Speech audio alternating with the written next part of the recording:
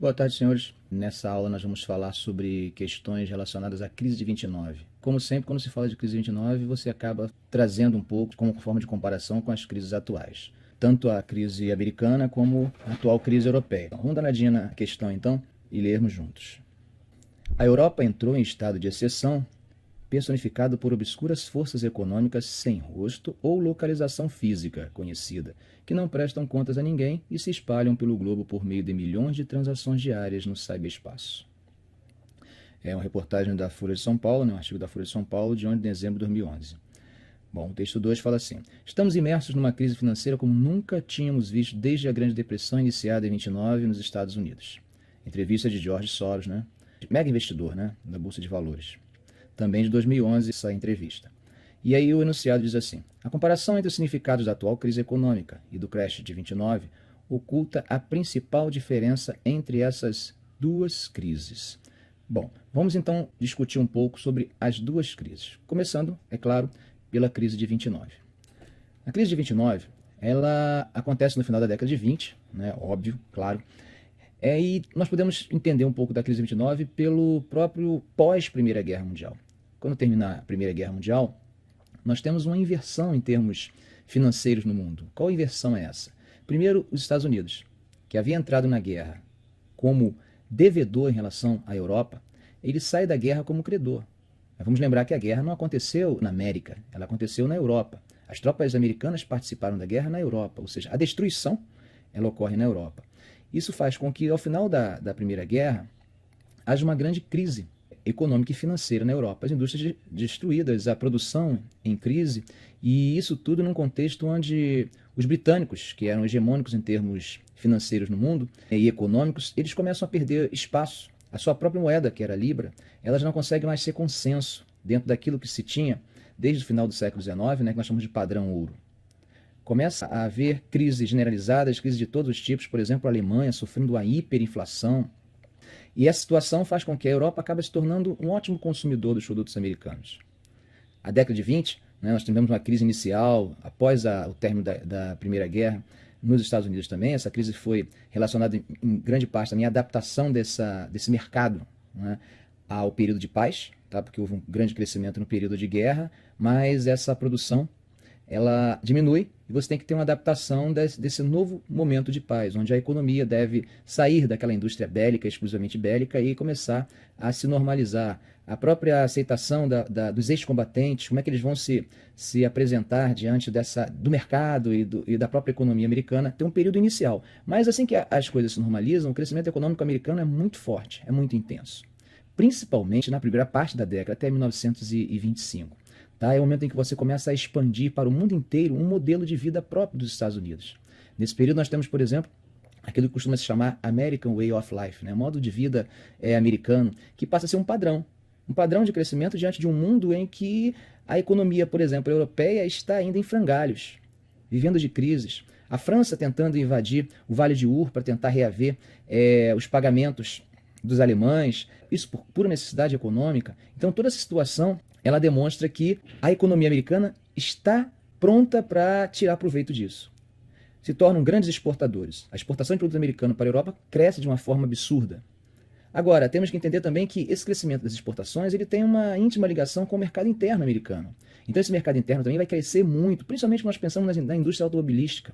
E esse crescimento vai fazer com que os investimentos comecem a vir tanto de empréstimo bancário, mas principalmente da abertura de capitais, que são as ações. Esse mercado de ações ele vai crescer, as empresas vão se duplicar, triplicar, e numa lógica que nós não podemos esquecer, que é uma lógica fordista, uma lógica onde a produção, o estoque, são essenciais para o crescimento econômico.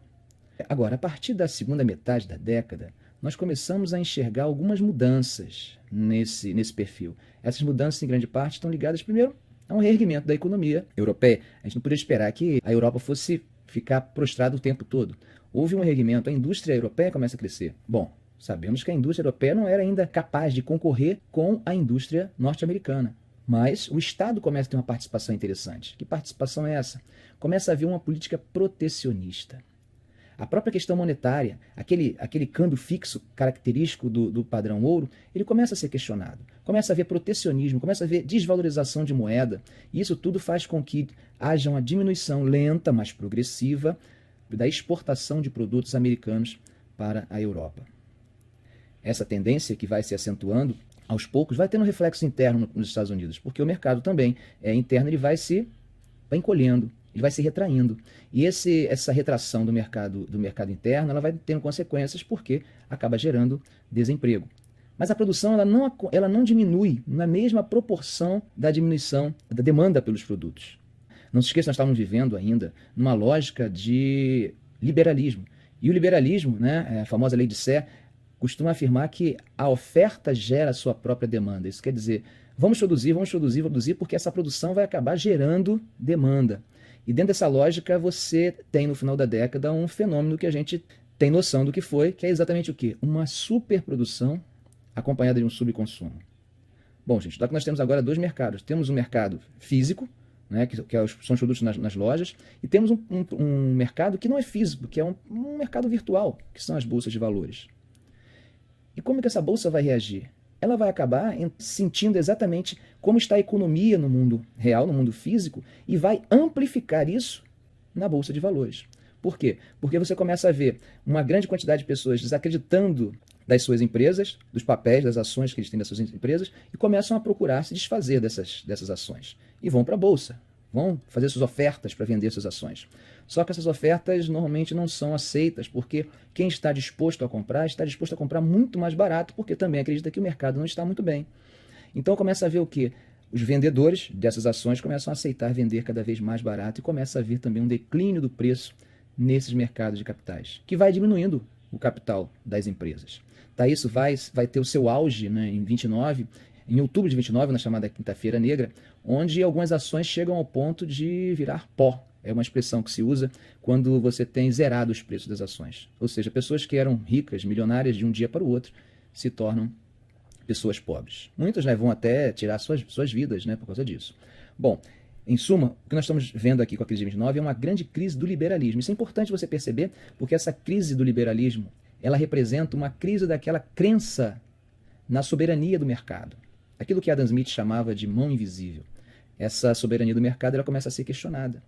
Será que realmente você consegue resolver esses problemas dessa crise através das concepções clássicas que apontavam que sempre a crise fazia parte do sistema, mas que em algum momento essa crise iria ser ultrapassada pela própria lógica do sistema? Eles diziam que havia uma constante disputa entre oferta e demanda e que essa tendência gerava sempre o equilíbrio. Então, no longo prazo, tudo voltaria ao normal. Mas, será que dava para esperar? Bom, a crise foi se espalhando pelo mundo inteiro. Tá? Ela chega à Europa, chega à Alemanha, atinge a Alemanha com muita força, inclusive ela vai acabar contribuindo para o fortalecimento do Partido Fascista, do crescimento político da figura de Hitler dentro da Alemanha. Bom, vai atingir também o Brasil. Tá? Vai atingir o Brasil porque o café era o nosso produto que nós vendíamos tanto para a Europa, mas principalmente para os Estados Unidos. É bom notar que o café ele vai ter uma diminuição realmente do consumo. Tá? Isso vai atingir o Brasil. Mas é importante observar que o café é um produto ou um bem inelástico. Isso quer dizer que uma diminuição da renda, tá? Ela não gera uma diminuição na mesma proporção do consumo. É um exemplo prático. Você tem o costume de beber 5 xícaras de café por dia. Se de repente você ganhar um aumento do seu patrão e ele dobrar o teu salário, você vai dobrar o número de xícaras? Não. A mesma coisa acontece de forma inversa. Se você ganha 2 salários mínimos, bebe 5 xícaras de café, será que quando você passar a ganhar um salário mínimo só, você vai diminuir o número de xícaras na mesma proporção? Não. Isso que nós chamamos de bens inelásticos. Então essa inelasticidade do café, ela tem ela funciona como se fosse um certo colchão. Tá, na crise do Brasil. Ela acontece, atinge o Brasil, atinge, isso não há dúvida nenhuma, inclusive em relação aos preços. Mas a crise não é tão acentuada quanto em alguns países da Europa. Um outro ponto também que é bom notar é que a União Soviética ela passa praticamente incólume nessa crise. Não esqueçamos que ela estava vivendo, né, um período de planejamento muito forte, aquela economia planificada dos chamados planos quinquenais. Então, é para contar um pouco do contexto do que acontece aqui. Nós temos, na verdade, o quê? Uma crise do liberalismo. E essa crise do liberalismo, ela vai começar a modificar a forma dos estados agirem em relação às suas economias. Aquela crença liberal de que o Estado deveria se manter longe, ela começa a ser questionada. E governos no mundo inteiro começam a ser eleitos com a expectativa de que eles irão intervir e resolver o problema. Vargas é um desses governos que acaba tendo um papel importantíssimo, intervencionista. Mas vamos num país bem liberal, Estados Unidos. Em 1933, você chega ao poder um presidente com o objetivo de resolver o problema da crise. Quem era ele? Franklin Delano Roosevelt. Franklin Delano Roosevelt, então, tem o objetivo de debelar a crise. E para isso ele vai criar um plano. Que plano é esse? O New Deal. New Deal era o plano de Roosevelt para sair da crise. Bom, gente, para vocês entenderem bem, para você dar um remédio, você precisa saber qual é o sintoma, qual é a doença. O que foi a crise de 29? Nós podemos observar que houve, na verdade, uma superprodução, uma oferta muito alta, e acompanhada de um subconsumo. Isso gerou o quê? Isso gerou uma deflação. Nada mais é, na verdade, o quê? Uma valorização da moeda. Isso, guardem isso. Quando se fala em deflação, nós estamos, na verdade, falando da valorização de uma moeda, do aumento do poder de compra de uma moeda. E quando nós falamos do inverso, inflação, nós estamos referindo exatamente aqui, a desvalorização da moeda. Quando há inflação, você tem a sua moeda desvalorizada. Você precisa de mais moeda para comprar a mesma quantidade de produto. Quando você fala de deflação, você tem o quê? Você precisa de menos moedas para comprar a mesma quantidade de produto. Essa é a relação que deve estar na nossa cabeça. Então, nós temos um problema na crise de 29, que era qual o problema? Um problema de preços baixos, preços muito baixos. A crise, então, para ser resolvida, deveria gerar exatamente aquilo que a gente não gosta hoje, que é a inflação. O plano do New Deal de Roosevelt, ele vai ter esse objetivo de gerar inflação. E como é que você acaba conseguindo gerar inflação? Primeiro, quando você emite moeda, uma política emissionista, e aí você acaba jogando no mercado uma quantidade muito grande de meio circulante, de moeda. E isso vai gerar o quê? Muita moeda. Gente, funciona igual banana na feira. Tem muita banana? O que acontece com a banana? A banana se valoriza mais, certo? Não, se tem muita banana, se desvaloriza. Então o preço fica baratinho. Agora, quando você tem pouquíssima banana na feira, muita gente querendo comprar, o que acontece? A banana acaba tendo o preço aumentado. A lógica da moeda é a mesma. Se você tem muita moeda em circulação, tá? Você acaba fazendo com que essa moeda se desvalorize. Se você tem pouca moeda, você acaba fazendo com que essa moeda se valorize. Bom, se o nosso problema da crise de 29 era, então, um problema gerado de deflação, ou seja, uma moeda supervalorizada, nós temos que criar o que para resolver o problema? Temos que criar a inflação. E aí ele começa a emitir moeda. Agora, como vamos fazer para colocar essa moeda em circulação? Obras públicas. O governo começa a incentivar obras públicas, criar obras públicas, estradas, rodovias, né? Pontes, prédios, etc. Essa construção ela vai colocando pessoas no mercado de trabalho que irão receber os seus salários, grande parte desse dinheiro emitido em excesso, e começam a colocar esse dinheiro para circular. Uma outra coisa também, que é uma medida interessante que ele faz, é o desestímulo à produção agrícola.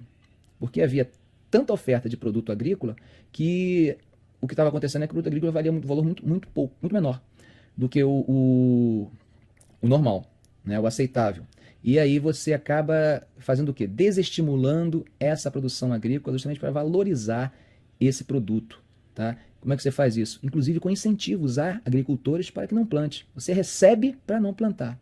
Isso faz com que haja um crescimento, um aumento do valor do produto e eles consigam, com esse valor mais alto, começar a pagar as suas hipotecas, as suas dívidas. E isso começa a trazer de volta a economia ao seu crescimento. Todas essas teorias elas estavam em grande parte inspiradas num economista, que era John Maynard Keynes. Embora o livro principal de Keynes, né, tenha sido escrito um pouquinho depois do lançamento do New Deal, as ideias de Keynes estão presentes nessa intervenção do Estado na economia. Ou seja, aquela ideia liberal já não serve mais. Keynes dizia assim, tudo bem, vamos acreditar que os clássicos tenham razão e que tudo vai se resolver no longo prazo. Mas, no longo prazo, estaremos todos mortos. Então, não podemos esperar o longo prazo, vamos resolver agora. Para Keynes, o Estado tem um papel, sim, importante na economia, em períodos de crise. É como se a economia ela fosse um trem, e o trem saiu do trilho. E ao sair do trilho, qual é o papel do Estado? O Estado tem que colocar esse trem nos trilhos novamente.